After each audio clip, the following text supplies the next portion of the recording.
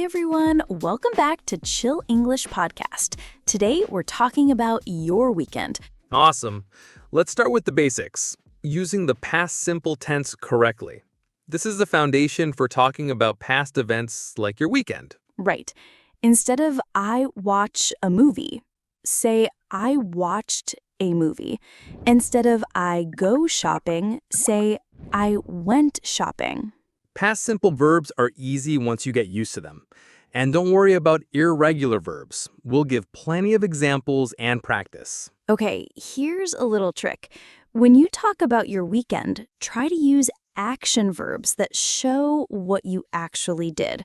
For example, I cooked, I walked, I visited, I played, I saw, I met.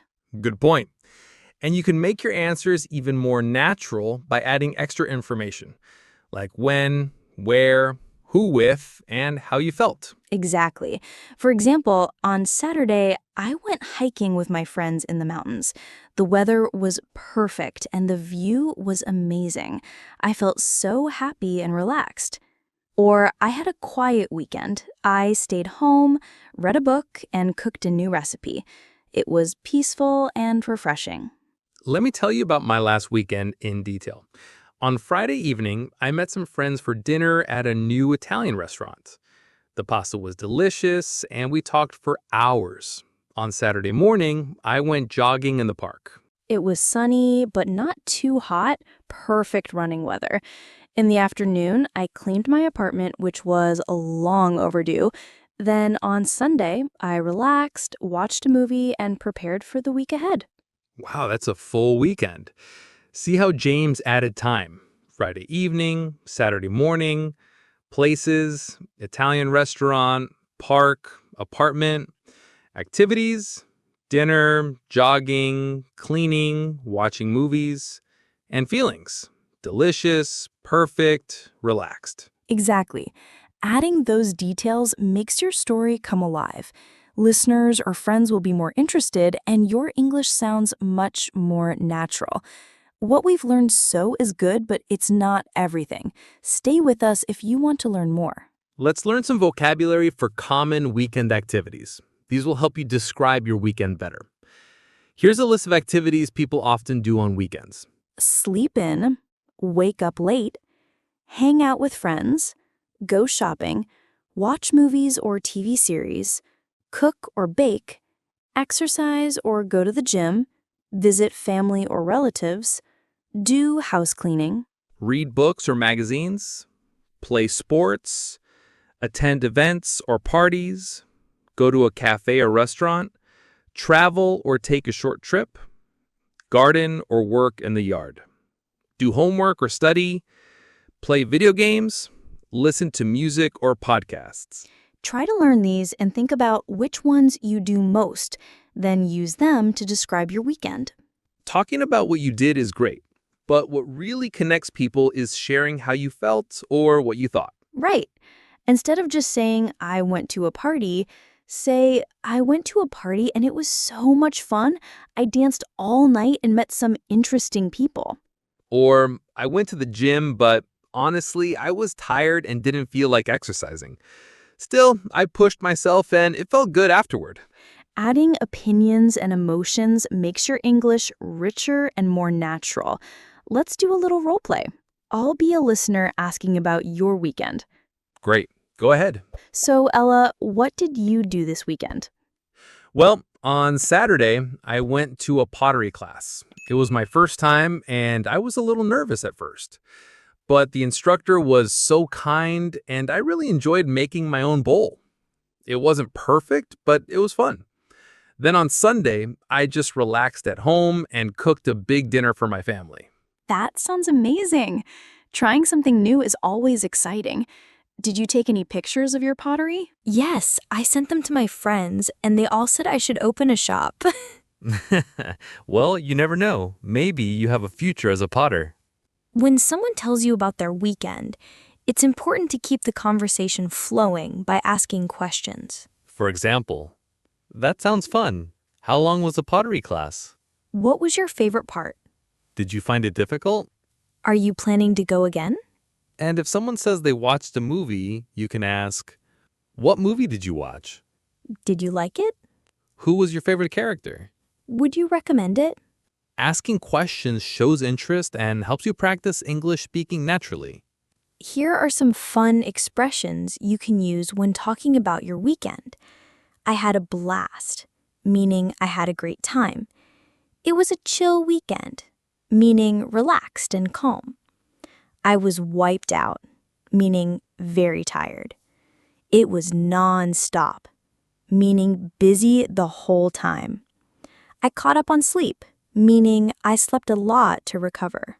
Using these expressions helps you sound more like a native speaker and less like a textbook. Let's talk about a few common mistakes learners make when talking about their weekend. One mistake is mixing tenses. For example, saying, "I go to the gym on Saturday," instead of, "I went to the gym on Saturday." Another is forgetting to use the past tense for irregular verbs, like I buyed food instead of I bought food.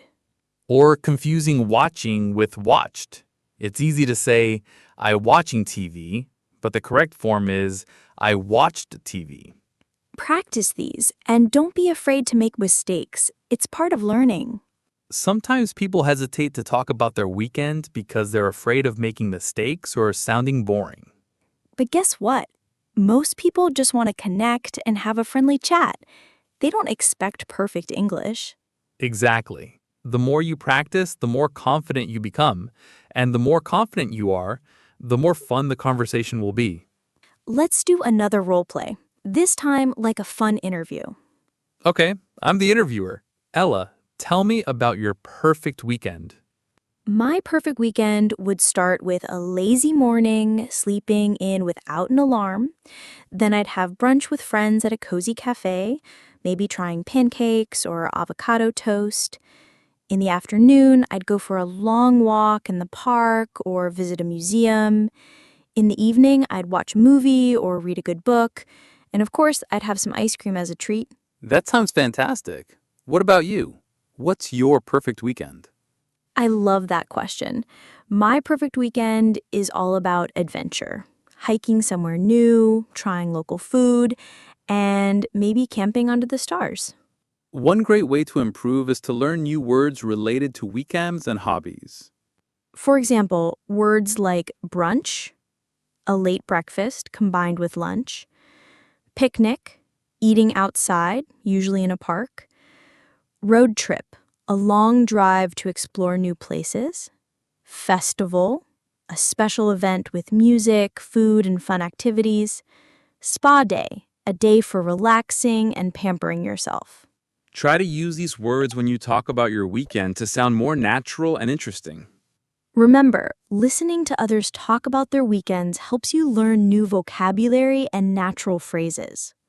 Try watching English videos or listening to podcasts about daily life and weekends. Then practice speaking by repeating or summarizing what you heard. You can also practice with friends or language partners. Ask them about their weekends and tell them about yours. So, to sum up, talking about your weekend is a fantastic way to practice English. It uses past tense, descriptive words, emotions, and helps you connect with others. Try to add details, feelings, and ask questions to keep conversations going. Don't forget to use fun expressions and don't be afraid to make mistakes. And the best part?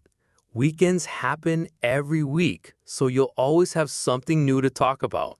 All right, James, since we've covered a lot about weekends, let's talk about some tricky situations people might face when sharing their stories. Like, what if you didn't do much? How do you say that without sounding boring? Great question, Ella.